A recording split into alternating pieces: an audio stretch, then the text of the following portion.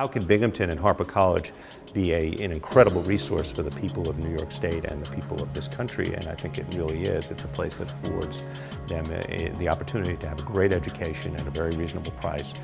Gives a lot of people who don't have the resources to go to college, private college, that opportunity. First-generation families, people of modest means.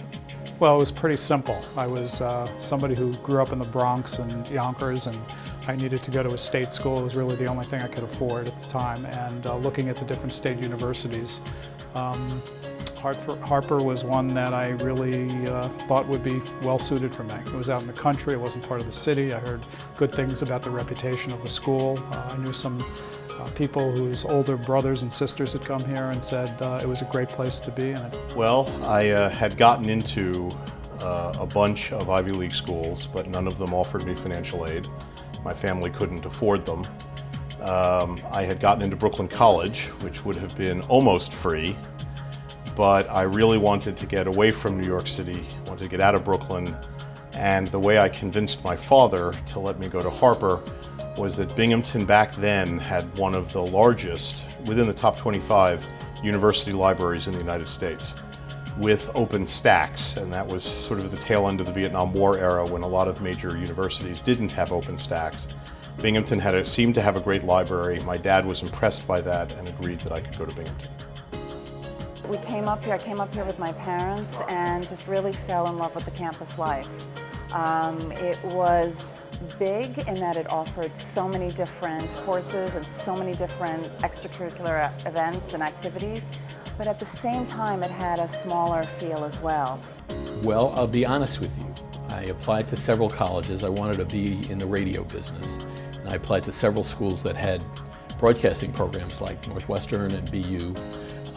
And I applied to Binghamton because it was a well-regarded state school and a lot cheaper than Northwestern and BU.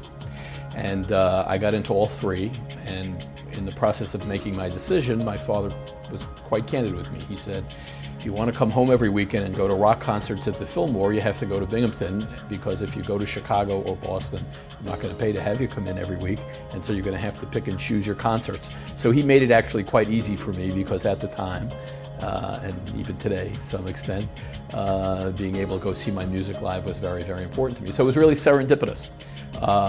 And I also came because I did some homework, and I knew what a terrific school it was. And it was also given the fact that there was hardly any tuition, and it was paid for by Regent Scholarship in those days. That was another big plus in coming here versus a private school. Harpur College was the one liberal arts school that I applied to at the time. Financially, that's all I could afford were state schools, and although I ended up being a teacher and then a school administrator, I wanted a liberal arts education, and Harpur was able to offer it at the right price at the right time. As a high school student, I heard about Binghamton through my guidance counselor, and was told that it was the preeminent SUNY institution for academics. And that was ultimately what attracted me to Binghamton. I wanted a great education.